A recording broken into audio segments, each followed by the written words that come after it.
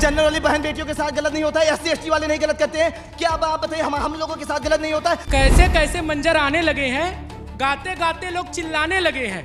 सलीबों के किनारे जब पहुंचे वो खुद तो हमको कायदे कानून समझाने लगे।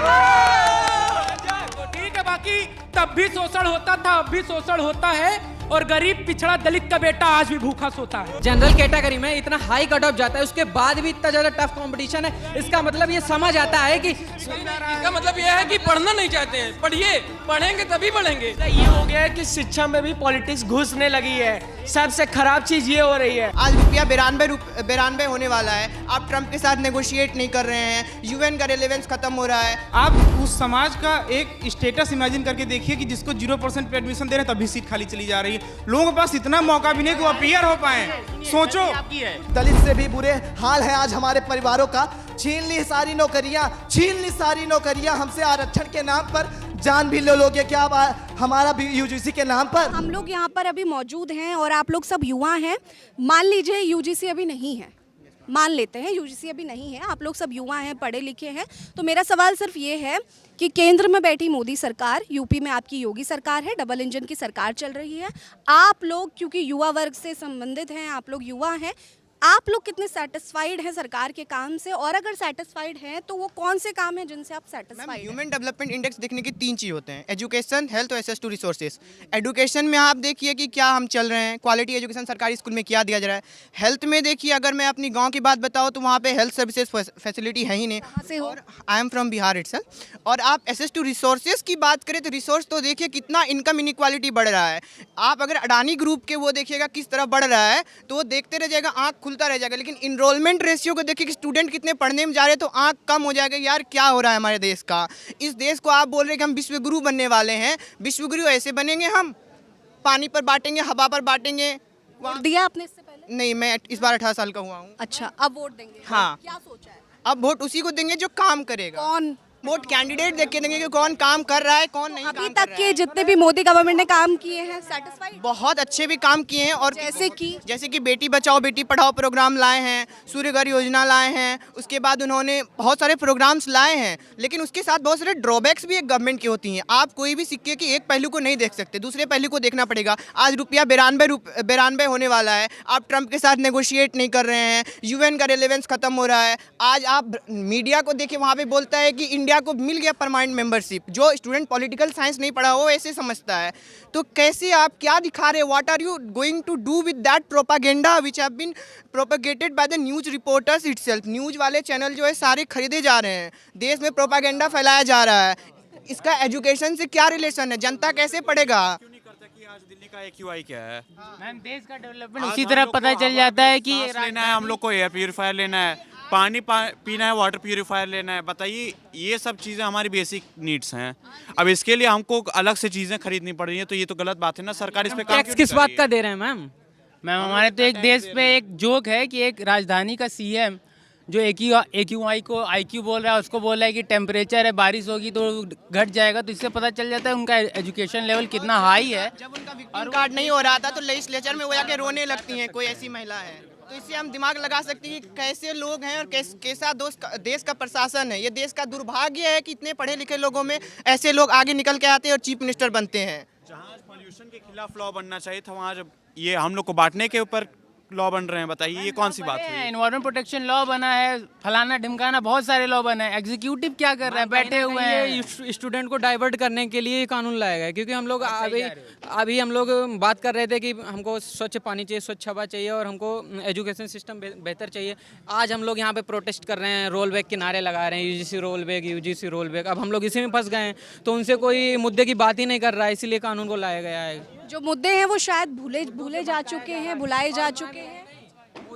मोदी जी कुछ समाज अपना वोट बैंक साधने के लिए आज हनुमान जी की पतंग उड़ा रहे हैं। अभी तक कहाँ थे मोदी जी? आज मणिकर्णिका घाट तोड़ा जा रहा है, आज सवर्ण को नाराज किया जा रहा है। क्यों किया जा रहा है? वो दोबारा इस सरकार में बहुत अच्छा करेक्शन करना चाहूँगा कि मणिकर्णिका घाट तोड़ा नहीं जा रहा है। मैं अभी विंटर वेकेशन में मणिकर्णिका बनारस इटसेल्फ होके आया था। मैम, वहाँ पे जो संस्था है, प्रशासन है, बहुत ही ख़राब है। इतनी छोटी सी गलियाँ हैं, उसमें मैम शव जा रहा है जलाने के लिए, बहुत ही दिक्कत होता है लोकल्स को। अगर आप एक टूरिस्ट प्लेस होकर के अपना नाम देते हैं, बनारस ऐसे खुद है टूरिस्ट प्लेस है, अगर वहाँ पे टूरिस्ट प्लेस है, लोगों को आने जाने में कोई दिक्कत नहीं होनी चाहिए। प्रशासन अभी बहुत अच्छा काम कर रहा है वहाँ पे।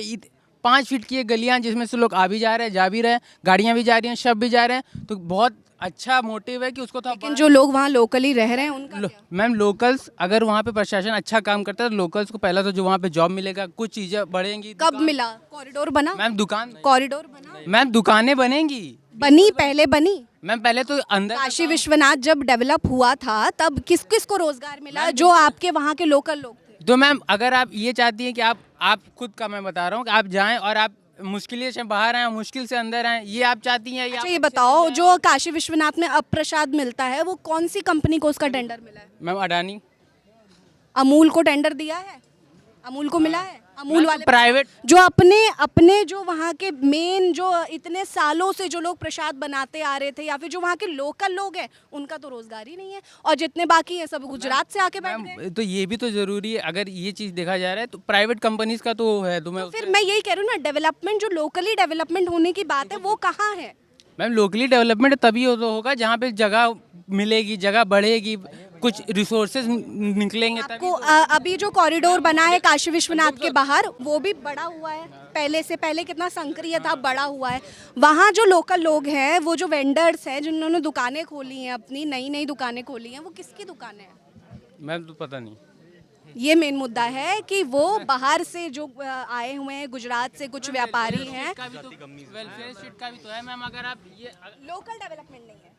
लोकल डेवलपमेंट वेलफेयर स्टेट का भी तो, अगर आप चाह मैम मेरा सवाल ये है, जो लोग विरोध कर रहे हैं यूजीसी का, मैं ये जानना चाहता हूँ कि जो यूजीसी की कमेटी है उस पर भी तो जनरल के ही लोग बैठे हैं, तो अगर उन्होंने कोई फैसला या कोई बिल बनाया तो सोच समझ के ही बनाया होगा, और उसे लागू होने दीजिए, फिर देखते हैं आगे क्या होता है। ज़्यादातर केसेस SC/ST के और OBC के खिलाफ ही आते हैं, प्रताड़ित होते हैं।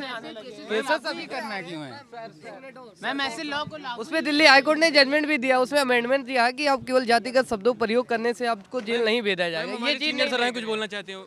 यूजीसी पे बात हो रही है तो सबसे पहले मैं ये कहना चाहूँगा कि कोई भी लॉ है, लेजिस्लेशन ने पास किया है तो हमें उसकी कॉम्पिटेंसी पे शक नहीं करना चाहिए, ना कि लेजिस्लेशन के इंटेंट पे, पहली चीज़। दूसरी चीज़, जो कमिटी जो यूजीसी के इस इक्विटी रेगुलेशन में बताई गई है उसमें टोटल 10 लोग हैं। 3 लोग शायद SC/ST OBC कम्युनिटीज़ होने चाहिए, एक वुमेन जो किसी भी कम्युनिटीज़ हो सकती है, और एक पर्सन विद डिसेबिलिटी जो किसी भी कम्युनिटीज़ हो सकता है। बचे 5 लोग जो कि कॉलेज अपॉइंट करेगा या फिर उनके हिसाब से। और दूसरी चीज़, इसको लेकर के कोई मतलब आपको बड़ी लीगल पेनल्टी नहीं दी जाएगी, जो हेड ऑफ द इंस्टीट्यूशन है वो जो पेनल्टी सजेस्ट करेंगे वही दी जाएगी। बट इसका डायरेक्ट एक्शन करना इसके खिलाफ कहीं ना कहीं ये भी दिखाता है जो एक्ट का इंटेंट और ऑब्जेक्टिव है क्या है, वो कि हमें इक्विटी लानी है, समता समानता लानी है। आप इसके बहुत विरोध में ऐसा खुलकर उतरेंगे तो आप कहीं ना कहीं एक्ट के इंटेंट को ही इनडायरेक्टली सेटिस्फाई करा रहे हैं। आप ये बता रहे हैं कि हाँ मैं करूँगा एट्रोसिटी, आप मुझे करने से ना रोको, ये कहीं ना कहीं शो हो रहा है। अगर यहाँ पे समता की बात होती तो इसको क्यों लागू किया गया? यहाँ पे सबको रखना चाहिए था। आप बताएं कि अगर इसको लागू हो जाए, अगर लागू हो जाएगी ये, मैं आपको बताऊंगा ये लागू हो जाए तो हटने वाले नहीं। अगर आप बताइए यहाँ पे ST SC OBC कितने सारे नेता हैं, कोई बोल रहा है बसपा का, कोई बोल रहा है सपा का, कोई कांग्रेस का, कोई बोल रहा है हमारे समझ में कोई खड़ा है हमारे समर्थन में। आप बताइए। यही मैं कह रहा हूँ कि आप अपने नेताओं से सवाल करिए ना, क्योंकि उन्होंने ही पार्लियामेंट में वोट किया, वही सवाल करेंगे। हम आपस में भी विरोध करें, सब आपके नेता अलग हो गए। आप यही आप बता रहे हैं, यही आप बता रहे हैं अलग हो गया नेता हमारा। हम किसी को नेता नहीं, हम किसी को नेता नहीं कर, हम खुद को कह रहे हैं। आप यही कर दिए। इन्होंने एक शब्द पकड़ लिया, ये खुद बांट रहे हैं। आपके नेता हमारे नेता सब एक है। आप पॉलिटिशियन से बात करिए जो वहाँ पे वोट कर रहा है, जिन्होंने ये बिल पास कराया है। बात रखेंगे डायरेक्ट, हमारा कम्युनिकेशन तो हो नहीं सकती। ये लॉ थोड़ा ऐसा एंटी रैगिंग लॉ जैसा है, किसी के भी साथ गलत हो। हाँ ये कह सकते हैं कि इसमें जनरल और EWS के लोगों को भी ऐड करें, एक चीज। दूसरी चीज ये ऐड कर दीजिए कि अगर SC/ST OBC वाला SC/ST OBC वाले साथ कुछ गलत करता है, सब के लिए बनाई जानी चाहिए ना, कि इसमें जनरल को भी ऐड किया जाए। सिर्फ ऐसा तो जरूरत है, कोई कर रहे हैं OBC वालों के साथ जनरल वाले कुछ गलत कर रहे हैं, आप कंप्लेन कर रहे हैं, आप ये भी एक क्लॉज डालिए कि उनके साथ क्या SC/ST के साथ SC/ST कभी गलत नहीं कर सकता, कर सकता है। आप अगर देखें तो क्या हमारी जनरल वाली बहन बेटियों के साथ गलत नहीं होता है? SC/ST वाले नहीं गलत करते हैं क्या? आप बताइए, हम लोगों के साथ गलत नहीं होता है? वॉइस के तेज होने से या फिर इमोशनल आर्गुमेंट को इंक्लूड करने से नहीं की जा सकती। यस, हाँ बिल्कुल। सुना नहीं किसी ने, शायरी नहीं है ये, कैसे कैसे मंजर आने लगे हैं, गाते गाते लोग चिल्लाने लगे हैं। सलीबों के किनारे जब पहुंचे वो खुद तो हमको कायदे कानून समझाने लगे। तो ठीक है, बाकी तब भी शोषण होता था, अब भी शोषण होता है, और गरीब पिछड़ा दलित का बेटा आज भी भूखा सोता है। अब किसी भी कॉन्स्टिट्यूशन, किसी भी लॉ द्वारा, किसी भी पार्लियामेंट के किसी भी एक्ट के द्वारा अगर दिए गए किसी भी अधिकार का हनन होता है तो the judiciary of the India, जो हाई कोर्ट और सुप्रीम कोर्ट है, आर्टिकल 32 और 226 की पावर को यूज़ करके, डॉक्ट्रिन ऑफ सेवरेबिलिटी और सेवरेबिलिटी को यूज़ करके ऐसे लॉ को तुरंत का तुरंत एक लिस्ट में डाल के या फिर अनकॉन्स्टिट्यूशनल डिक्लेयर कर सकता है। अगर लॉ में कोई दिक्कत है, बिल्कुल बिल्कुल होना चाहिए। वो सुप्रीम कोर्ट में हियरिंग गलत है। आप एक रिट पिटीशन फाइल करिए। मैं सच में सजेस्ट कर रहा हूं, अगर आपको मेरिट में इस केस में कोई भी गलती समझ में आती है, आप एक 226 में एक अच्छा वकील हायर करिए, एक पीआईएल फाइल करिए हाई कोर्ट में, देखिए तुरंत स्टे लगेगा। आप ये अब बोलने लगे हैं, ये जो अभी बोल रहे हैं कि हम अब क्यों वायलेंट हो रहे हैं और हम अब क्यों वो कर रहे हैं, तो आप कहाँ थे? आप भी तो सो ही रहे थे। सीधा ये हो गया है कि शिक्षा में भी पॉलिटिक्स घुसने लगी है। सबसे खराब चीज़ ये हो रही है।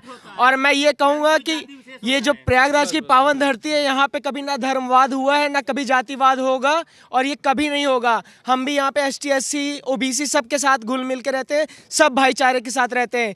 तो हमारे भी समर्थन सिर्फ ऐसा नहीं है कि सिर्फ ब्राह्मण और ठाकुर ही कर रहे हैं, हमारे OBC समाज वाले भी हमारा समर्थन कर रहे हैं।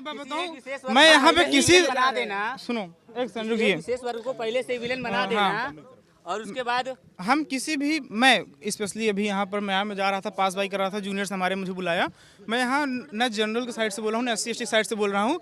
मैं आप लोगों को एक बैलेंस पर्सपेक्टिव देने की कोशिश कर रहा हूँ कि उसके बाद आप जाके इस पे विचार करिए। पहला पड़ाव तो यही है ना, प्रोटेस्ट। तो हमने पहला पड़ाव कर लिया है, अब दूसरा पड़ाव भी हम करेंगे अगर नहीं हमारी सुनवाई होगी तो। और जो लोग जो लोग अभी आए और जो अभी युवा आ रहे हैं, SC और OBC की बात, जो SC और OBC की बात कर रहे हैं कि देश का हर एक व्यक्ति जुडिशरी तक नहीं पहुंच सकता। मीडिया और ये ग्रुप्स जो होते हैं प्रोटेस्ट, ये हमारी बातों को उठाने का एक माध्यम होता है। अगर हर देश का इतना कितने फर्जी केस पड़े हैं, कितने फर्जी केस पड़े हैं भाई साहब?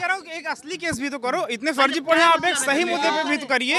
एक सही मुद्दा, अगर आपके साथ अन्याय होता तो आप कहते हैं यस अन्याय हो रहा, आप सड़कों पे आ जाते। मानता हूँ मेरे 10% वो है, कुछ भी हो, लेकिन आज हम लोग अपने हक के लिए लड़ रहे हैं। मैं लिखा हूँ, एक में बताता, छात्र एकता हमेशा से रहा है, छात्र एकता हमेशा रहेगा। हमें थोड़ी कोई फायदा किसी को दबाने से भाई। मैं एक चीज़ और बता दूं, जनरल ऑडियंस के लिए क्लियर कर दे रहा हूं, कोई भी चीज़, जैसे ये एक वेलफेयर लॉ है, कोई भी वेलफेयर लॉ इसलिए लाया जाता है ताकि जो वंचित समाज का वर्ग, वो चाहे स्टूडेंट हो, लॉयर हो, डॉक्टर हो, या फिर कोई आम आदमी ही क्यों ना हो, उसको एक मेन स्ट्रीम में लाना, जिसे मुख्य धारा में लाना कहते हैं। हाशिए पर का जो समाज है, जो जिसको कहते हैं कि जो समाज हाशिए पर है या फिर मार्जिनलाइज्ड है, उससे 76 सालों से 76 साल से आप ठीक, आरक्षण ले रहे हैं। एक मिनट मैम, आप अभी जो अभी हम हाशिए पर जो समाज है उसको ऊपर उठाने की बात हम 76 सालों से कर रहे हैं। और आज हम इस बात पे डिस्कशन कर रहे हैं। एक मिनट, आप दो चीजें, पहली चीज तो OBC को रिजर्वेशन मंडल कमीशन के बाद से मिलने लगा है, तो अभी 25-26 साल ही हुए। दूसरी चीज ये कि आप ये एक्सपेक्ट कर रही हैं कि जो चीज़ 5-6 हज़ार साल, जैसे आदमी का फैट इकट्ठा बॉडी में 20 साल से होता है, आप एक महीने दौड़ के सोच लीजिए सही हो जाएगा। मैम इनको ये लग रहा है 25-26 साल कम है। रिजर्वेशन सही से इम्प्लीमेंट हो रहा है कि नहीं? आज भी मेरे कॉलेज में 10 टीचर, उसमें एक भी ST का टीचर निकाल दीजिए आप उस समाज का एक स्टेटस इमेजिन करके देखिए कि जिसको 0% पे एडमिशन दे रहे हैं तभी सीट खाली चली जा रही है। लोगों के पास इतना मौका भी नहीं कि वो अपीयर हो पाए। सोचो, छोटे समाज को ऊपर लाने की कोशिश की जा रही है भाई। क्या जनरल के यहाँ गरीबी नहीं है? क्या जनरल टपकते हुए बारिश में भीगता नहीं है? क्या जनरल की झोपड़ी नहीं छू रही है? उसको इकोनॉमिक वीकर सेक्शन का रिजर्वेशन क्यों दिया गया है? इसीलिए दिया गया है ना, ताकि एक OBC को 27% रिजर्वेशन इसीलिए तो OBC 54% है, OBC 50-55% है, तब 27 दिया गया है। 10% का प्रोपोर्शन, 10% बहुत, 100% प्रोपोर्शन। जनरल कैटेगरी में इतना हाई कट ऑफ जाता है, उसके बाद भी इतना ज्यादा टफ कंपटीशन है। इसका मतलब ये समझ आता है कि इसका मतलब ये है कि पढ़ना नहीं चाहते हैं। पढ़िए, पढ़ेंगे तभी बढ़ेंगे, पढ़ेंगे तभी बढ़ेंगे, पढ़ेंगे तभी बढ़ेंगे। आप पढ़िए, जैसे कि ये लोग बता रहे हैं। और मैं बता दूं, OBC भी आजकल जनरल वालों का वो दे रही है कि जनरल वालों की सीट OBC ले जा रही है। आजकल ऐसा नहीं है, तुम्हारे मार्क्स पे डिपेंड करता है कि भाई तुम्हारी सीट मिलती है या नहीं मिलती है। है, वो ये नहीं कि कोई तुम्हारी सीट खा ले रहा है। इम्प्लीमेंट हो रहा है तो इसमें सरकार की गलती है ना भाई, पब्लिक की क्या गलती है? जो अभी का कानून है, आपको बताऊं, इस समय अभी रिसेंट में सर्वे हुआ था, टोटल 5 लाख से ज्यादा लोग इंडिया में ऐसे हैं जिनके पास 4 व्हीलर है और वो राशन ले रहे हैं। क्रीमी लेयर की तो कोई चीज होती है। तो क्रीमी लेयर को या तो क्रीमी लेयर को कम करो या तो लोगों की इनकम को बढ़ाओ, अपने आप क्रीमी लेयर के ऊपर हो जाए। क्रीमी लेयर इसीलिए तो दिया गया है ताकि जो लोग अभी तुम कह रहे थे भाई अपील करने के लिए, तो तुम लोग क्यों नहीं जा रहे हो कोर्ट में अपील करने? इस चीज के लिए किस कौन से 4 व्हीलर लेके राशन ले रहे तो नाम अपील कर दो भाई। तभी तो पता चला ना भाई कि 5 लाख लोगों का नाम कटा। कब कटा भाई? अपील करिए तो हमने तो काम किया गया ना उसके लिए। राशन ले रहा हूँ भाई, मैं कह रहा हूँ अगर आपके अधिकारों का हनन आपको जरा सा भी लग रहा है कि मेरा 1% अधिकार का भी हनन हो रहा है, जुडिशरी बैठी है यहाँ इलाहाबाद। माना पुरखों ने अछूत कहा, पर हमने तो गले लगाया। अपने हिस्से का दिया दलित को, अपने हिस्से का दे दिया दलित को, खुद ने बचा हुआ ही खाया। फिर भी हम सोनों पर तुम क्यों करते हो अत्याचार, फिर भी हम सोनों पर क्यों करते हो अत्याचार। दलित से भी बुरे हाल है आज हमारे परिवारों का। छीन ली सारी नौकरियां, छीन ली सारी नौकरियां हमसे आरक्षण के नाम पर, छीन ली सारी नौकरियां हमसे आरक्षण के नाम पर। जान भी लोगे क्या हमारा यूजीसी के नाम पर? हाँ भाई, नारे लिखना बहुत गलत है भाई, और रूल में भी जो गलतियां हैं, यूजीसी के नियम में जो गलतियां हैं, आप उसे चेंज कराइए। हाँ है भाई। देखो मैं 1 मिनट बता दूं, मैंने यहाँ आते ही मैम से क्लियर कर दिया था that I am here to give a balance perspective. मैं यहाँ पे लॉ का स्टूडेंट हूँ, मैं ये दिखाना चाहता हूँ कि दोनों तरफ की बातें मैंने सुनी है। और हाँ वही, अगर गलतियां हैं, इस नियम में गलतियां हैं, किसान बिल में गलतियां थी, वापस हुआ कि नहीं वापस हुआ? किसान बिल में गलतियां सभी छात्र मान रहे हैं कि यूजीसी में मुद्दा सिर्फ ये है कि इस बिल में संशोधन होना बहुत ज़रूरी है और यही हर छात्र की मांग है, चाहे वो SC ST OBC वाला छात्र हो, चाहे वो जनरल कैटेगरी का छात्र हो। हर कोई यही लड़ाई लड़ रहा है कि इस यूनिवर्सिटी में, किसी भी यूनिवर्सिटी में देश की जातिवाद खत्म होना बहुत ज़रूरी है और उसके लिए संशोधन अनिवार्य है। और आपका डिटेल में समझाना कि ये बिल आखिर है क्या, कैसे लागू होगा, क्या क्या इसमें सजाएं दी जाएंगी, कौन देगा, ये बताना ज़रूरी है। अदरवाइज़ आपने देख लिया कैसे स्टूडेंट्स आपस में ही जाति को लेकर लड़ाई कर रहे हैं। हम आज 2026 में हैं, कलयुग में हैं, 21वीं सदी में मौजूद हैं। 76 साल बाद भी हम इसी मुद्दे पर बात कर रहे हैं। सवाल ये नहीं है कि आप ब्राह्मण हैं, SC OBC ST क्या हैं। सवाल ये है कि आप अगर इस देश के नागरिक हैं तो आपको इस मुद्दे पर सोचना पड़ेगा और अपना जवाब कमेंट में हमें ज़रूर देना पड़ेगा। बने रहिए हमारे साथ। नमस्कार। आप देख रहे हैं नेट्रिक न्यूज, साहस सच कहने का।